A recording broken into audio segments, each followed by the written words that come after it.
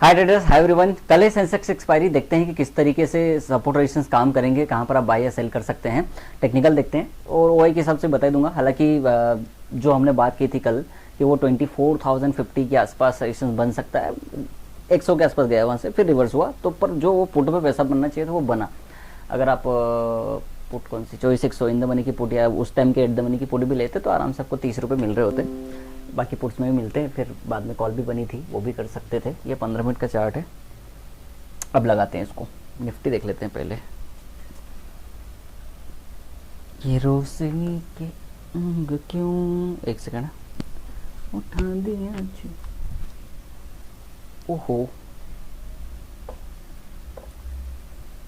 Alright.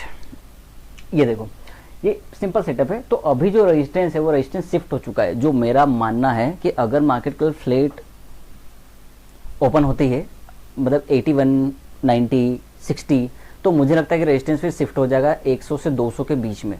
मतलब 100 तो नहीं मान रहा क्योंकि 100 तो एट द मनी है, लेकिन शिफ्ट हो सकता है थोड़ा सा ऊपर 24,200 के आसपास। तो सेल जो बनानी चाहिए वो 24,180, 200 के पास ट्राई करनी चाहिए आपको निफ्टी में, ठीक है। वही आ रहा है। सपोर्ट की बात करें तो 24,000, ये जो डिमांड थी, सप्लाई थी ना, वो डिमांड बन चुकी है। देखो ये बिल्कुल एग्जैक्ट वहीं पर आ रहा है।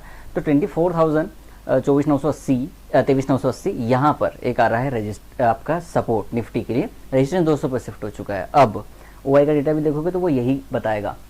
बट फिर भी अगर फ्लैट ओपनिंग होती है और उसके बाद मार्केट गिर जाता है, सपोज करो 80 रुपये 60 रुपये मार्केट खुल के मार्केट गिर जाए, आ जाए इधर 950, तो फिर वो सपोर्ट तो यहीं रहेगा, लेकिन रेजिस्टेंस फिर 100 बन जाएगा। वहाँ पर ध्यान देना।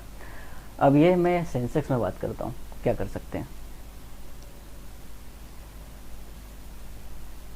77 एट द मनी पर रेजिस्टेंस है तो सही, लेकिन क्या काम करेगा, ये थोड़ा सा थॉट है, तो इसको समझो। ये देखो, यहाँ पर भी जो आपको सपोर्ट है वो 76,800 है, मतलब 400 पॉइंट नीचे सपोर्ट खड़ा हुआ है आपका। बट फिर भी मैं वैसे 76,800 पे सपोर्ट बहुत अच्छी चीज़ है, आराम से बन जाएगा, वहाँ पर आपका काम चल जाएगा। लेकिन फिर भी मैं चाहता हूँ थोड़ा सा और डिस्काउंट मिल दे तो कोई दिक्कत नहीं, पर आप समझो 76,800 के आसपास सपोर्ट है, पहला सपोर्ट। पहला रजिस्टेंस 77,500, जैसे मैं वहाँ 200 देख रहा हूँ, यहाँ मैं 500 देख रहा हूँ, ठीक है। 77,500, तो वहाँ पर रजिस्टेंस आना चाहिए। वैसे चार्ट के हिसाब से रजिस्टेंस यहीं पर है 77,200, लेकिन 77,150 और 200 में डिफरेंस है 50 रुपए का। वो काम ही नहीं करेगा ना, वो काम नहीं करेगा। वो आप समझो राइटर क्या करेगा, राइटर दूर जाएगा, राइटर दूर का सेल करेगा ना। तो पहले वो क्या करेगा, मार्केट को ऊपर ले जाएगा। ये रेजिस्टेंस मुझे भी दिख रहा है, आपको भी दिख रहा है कि 77,200 पर रेजिस्टेंस है, लेकिन सेलर को भी तो दिख रहा है ना। ये बहुत मैं महंगी बात बोल दी मैंने आपको वैसे, कि एट द मनी पे रेजिस्टेंस, मतलब चार्ट के हिसाब से रेजिस्टेंस तो यहीं पर है। बायर क्या सोचेगा कि 200 पर रेजिस्टेंस है, यहाँ पे सेल करूं मैं, मतलब कॉल को सेल करूं, पुट को बाय करूं, यही करूं। और एक मूर्ख क्या, मतलब समझो एक ट्रेडर क्या सोचेगा, वो सोचेगा यहाँ रेजिस्टेंस है तो इसका जब ब्रेकआउट होगा तो मैं लॉन्ग करना चाहिए। वो भी ठीक है, लेकिन वहां पर लॉन्ग नहीं करना चाहिए उस हिसाब से।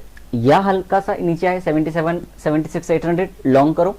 सेल करना है और भागने दो, इसको ब्रेकआउट हो जाने दो, ऊपर जाने दो, ठीक है।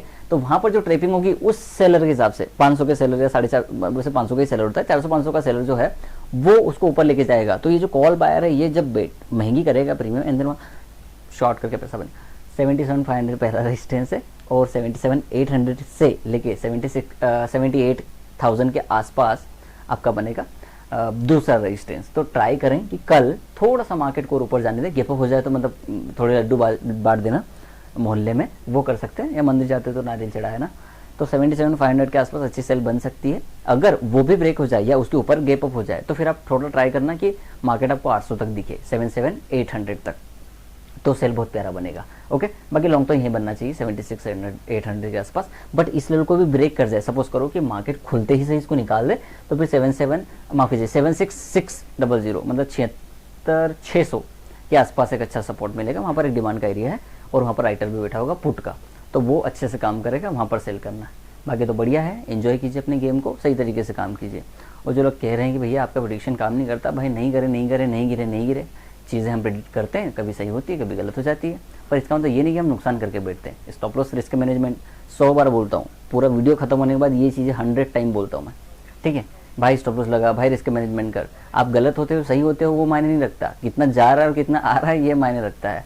तो अगर आपको नहीं पता है तो थोड़ा सीखिए, समझिए और चीज़ों को आगे बढ़ाइए। बाकी मुझे आपसे कोई प्रॉब्लम नहीं है, पर फिर भी थोड़ा सा चीज़ों को ना उस लेवल पर समझा करो। आपका आईक्यू कम है थोड़ा सा मुझे लगता है, पर हो जाएगा वो समय के साथ साथ, ठीक है। मार्केट सिखा देता है, वो ज़िंदगी में कुछ ऐसी चीज़ें होती तो आदमी सीख ही जाता है। बाकी तो क्या, किसी को आलोचना करना बहुत अच्छी बात है, पर उस लेवल पे जा पाना थोड़ा सा मुश्किल काम है। तो कोई बात नहीं, करो जैसा करना है वैसा करना है, पर ठीक है, रिस्क मैनेजमेंट करोगे तो जिंदा बच जाओगे मार्केट में। बाकी keep enjoying, keep having fun, enjoy करो अपनी ट्रेडिंग को, सलीके से काम करो। बाकी पैसा है मार्केट में, उसमें कोई दिक्कत नहीं है। Okay, thank you for watching, keep following me.